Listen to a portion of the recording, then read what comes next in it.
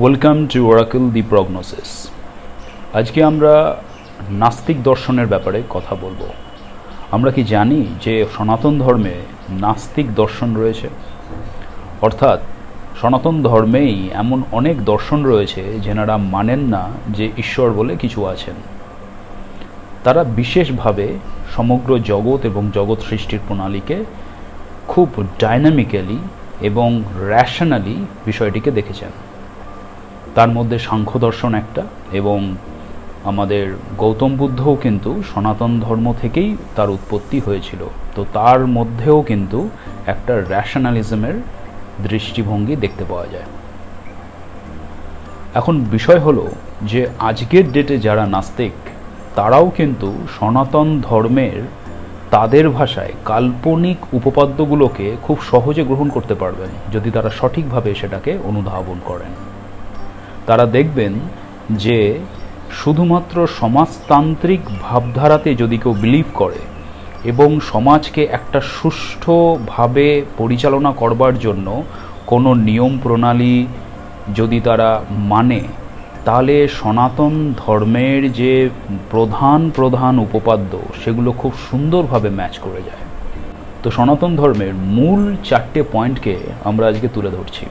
প্রথম পয়েন্ট হলো আত্মা শরীর নন। নির্বাণা শতকমে শঙ্করাচার্য বলেছেন যে মনোবুদ্ধি অহংকার চিত্তানি নোহম, না পুণ্যং না পাপং না সৌখ্যং না দুঃখং। অর্থাৎ না আমি মন, না আমি বুদ্ধি, না আমি চিত্ত, না আমি অহংকার, না আমি পাপে আছি, না আমি পুণ্যে আছি, না আমি সুখে আছি, না দুঃখে আছি। অর্থাৎ আত্মাকে তিনি এইভাবে ব্যাখ্যা করেছেন। তো নাস্তিক দৃষ্টিভঙ্গি থেকে যদি আমরা এই বিষয়টিকে দেখি, তাহলে আমরা দেখব যদি একটি মানব জাতি, একটি সমাজ এই বিষয়ে বিলিভ করে যে সে শুধুমাত্র একটি শরীর নয়, একটি মন নয়, শুধুমাত্র সে চিন্তা, অহংকার, মেমোরিজ নয়, তার পেছনে সে একটি সর্বময় আত্মা, এটিকে যদি সে বিলিভ করে, তাহলে জীবনের সমস্ত প্রবলেমস এবং মান অপমান, সুখ দুঃখ, এই সমস্ত কিছুর মধ্যে দিয়ে যখন সে যাবে, তখন সে বারে বারে এটাই বিলিভ করবে যে আমি কিন্তু মন, বুদ্ধি, প্রাণ, অহংকার এসব নই। অর্থাৎ আমাকে কেউ অপমান করলো কি করলো না, আমি সুখের মধ্যে দিয়ে যাচ্ছি না দুঃখের মধ্যে দিয়ে যাচ্ছি, এই সমস্ত বিষয়টি আমার মন, প্রাণ, বুদ্ধির মধ্যেই সীমাবদ্ধ। প্রকৃত অর্থে আমি যাকে আমি মনে করি সে আমি না অপমানে জর্জরিত হয়, না দুঃখে এসে ভেঙে পড়ে, কোনো কিছুই তাকে বেঁধে রাখতে পারে না। তাই এই প্রথম উপপাদ্যকে যদি আমরা ধরি, তাহলে আমরা একটা সুষ্ঠু সমাজকে গড়ে তুলতে পারি, যে সমাজের প্রত্যেকটি মানুষ তার সমস্ত রকম পরিস্থিতির মধ্যে দিয়ে ভেতর থেকে একটা মনস্থিতি পায় বা একটা মানসিক শক্তি পায়, যে শক্তি দ্বারা সে সমস্ত প্রতিকূলতাকে জয় করতে পারে। কারণ সে মন, বুদ্ধি, অহংকার কোনো কিছুই নয়। জেনারেলি সে বোঝে যে বাইরের জগৎ থেকে যে আঘাত তার মধ্যে আসছে সেটা শুধুমাত্র মন, বুদ্ধি, প্রাণের মধ্যেই আসছে, আত্মার মধ্যে নয়। এই বিষয়টির উপর যদি সে বিলিভ করে, স্ট্রং বিলিভ করবার সাথে সাথে একটা সময় এমন আসে যে তার মধ্যে এমন এক মানসিক শক্তি উৎপন্ন হয় যে সে সমস্ত রকম বাধা বিপত্তিকে কাটিয়ে এগিয়ে যেতে পারে তার নিজের জীবনে। অতএব সমাজের দৃষ্টিভঙ্গি থেকেও এই উপপাদ্যটি ভীষণভাবে গ্রহণযোগ্য। তৃতীয় উপপাদ্যটি আমরা বলতে পারি জন্মান্তর, অর্থাৎ জন্মান্তর তত্ত্ব। মানে আমরা যেই অর্থে মন, বুদ্ধি, অহংকার এসব নই, আমরা একটি শরীর নই, আমরা একটি আত্মা। অর্থাৎ আমাদের মৃত্যুর পর আমাদের পুনর্জন্ম হয়, মানে এই জগতে আমি দ্বিতীয়বার জন্মাই।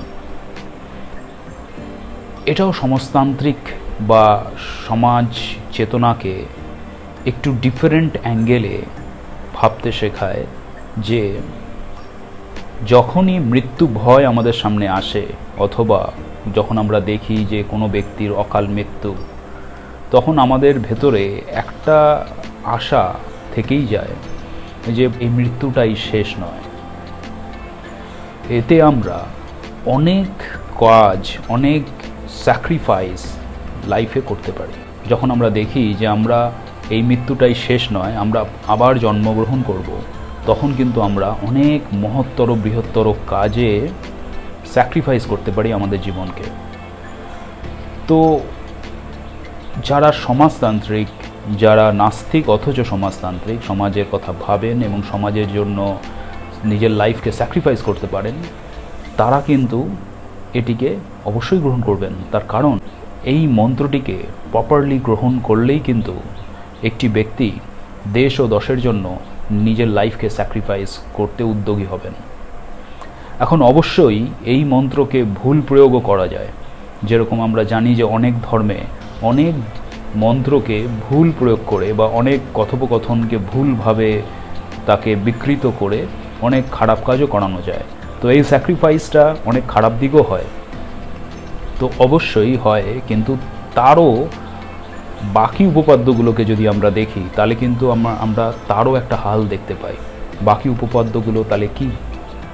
তৃতীয় উপপাদ্য কর্মফল, অর্থাৎ আমি এই জন্মে যা কর্ম করছি তার ফল আমি পরের জন্মে ভোগ করব। অর্থাৎ আমার ভালো কর্মের ভালো ফল আসবে, খারাপ কর্মের খারাপ ফল আসবে। যদিও বিষয়টি এমন নয়, বিষয়টির রহস্য অন্য রকম, সেটি আমরা পরে অন্য সময় আলোচনা করব। কিন্তু যদি আমরা নর্মালভাবেও গ্রহণ করি তাহলেও এই উপপাদ্যটি কিন্তু মানুষকে ওই যে স্যাক্রিফাইস, সে কার জন্য কী জন্য স্যাক্রিফাইস করবে সেটিকে দর্শাবে। অর্থাৎ আমরা ভালোর জন্য স্যাক্রিফাইস করব। আমার মৃত্যুর পর আমার পুনর্জন্ম হবে, সেই কারণে আমার মৃত্যুটাকে আমি অগ্রাহ্য করে আমি ভালো কিছুর জন্য আমার জীবনকে স্যাক্রিফাইস করতে পারি। স্যাক্রিফাইস মানেই কিন্তু মৃত্যু নয়, এটা মনে রাখতে হবে। স্যাক্রিফাইস মানে নিজের জীবনকে উৎসর্গ করা। এটা যে সবসময় মৃত্যু দ্বারাই হয় এমন নয়, সেবা দ্বারাও উৎসর্গ হয়। আমার জীবনকে আমি কোনো একটি কাজে, আমি কোনো একটি সেবাতে আমি নিয়োগ করলাম, তো সারা জীবন আমি সেই সেবাতে নিয়োজিত করলাম আমার জীবনকে, তো সেটিও কিন্তু একটা স্যাক্রিফাইস। স্যাক্রিফাইস মানে যে সবসময় মৃত্যু আসতে হবে এমন কিছু ব্যাপার না। তো মোরালিস্টিক দিক থেকেও যদি এই উপপাদ্যকে সমাজ গ্রহণ করে তাহলেও সে দেখতে পাবে যে এক প্রকার কর্মফলের ভয় বা ভীতি থেকেই সে সমাজে সবসময় ভালো কাজ করবার উদ্যম নেবে বা প্রয়াস করবে। যদিও ভয় দ্বারা কখনো স্পিরিচুয়ালিটি গাইডেড হয় না, কিন্তু ইনিশিয়ালি প্রাথমিক অবস্থাতে যখন মানুষ সমস্ত স্পিরিচুয়াল বিষয়টিকে অতটা সহজে, অতটা ভালোভাবে সে বুঝতে শিখতে পারেনি, ততক্ষণ অবধি এই উপপাদ্যটি অভ্রান্ত। এর পরের উপপাদ্যটি আরও ওতপ্রোতভাবে এর সাথে জড়িত। কীরকম? পরের উপপাদ্যটি হলো বাসুধৈব কুটুম্বকম, অর্থাৎ এই বিশ্ব আমার পরিবার। কুটুম্বকম কথার অর্থ, কুটুম্ব অর্থাৎ আত্মীয়। আত্মীয়কে যার সাথে আত্মার সংযোগ রয়েছে তিনি আত্মীয়, অর্থাৎ এই সমগ্র বিশ্ব আমার আত্মীয়। এটি হলো ফার্স্ট ইনিশিয়েটিভ বিশ্ব ভ্রাতৃত্ববোধের। অর্থাৎ আমরা যে জগতের সমস্যার সমাধান বিশ্ব ভ্রাতৃত্ববোধ এবং ভালোবাসার মাধ্যমে তার সলিউশন পেতে পারি, তার এক ও একমাত্র মন্ত্র হলো বাসুধৈব কুটুম্বকম, সমগ্র বিশ্ব আমার পরিবার। তো আমি যে স্যাক্রিফাইস করছি সেই স্যাক্রিফাইসটা শুধু আমার পরিবার, শুধু আমার সমাজ, শুধু আমার জাতির উপর নয়, এটি সমগ্র মানব জাতির উপর, সেটা কিন্তু এই মন্ত্রে আমরা পাই। তো অর্থাৎ এই চারটি মন্ত্র যদি কেউ অন্তরে প্রতিস্থাপিত করতে পারেন, কোনো সমাজ যদি এই চারটি মন্ত্রকে অন্তরে প্রতিস্থাপিত করতে পারে, তাহলে অবশ্যই কিন্তু সেই সমাজ উন্নতশীল হবে। এবং আজকের দিনের যে নাস্তিক বা যারা ভগবানকে বিলিভ করেন না, তারাও এই উপপাদ্যগুলোর সাথে সহমত পোষণ করবেন।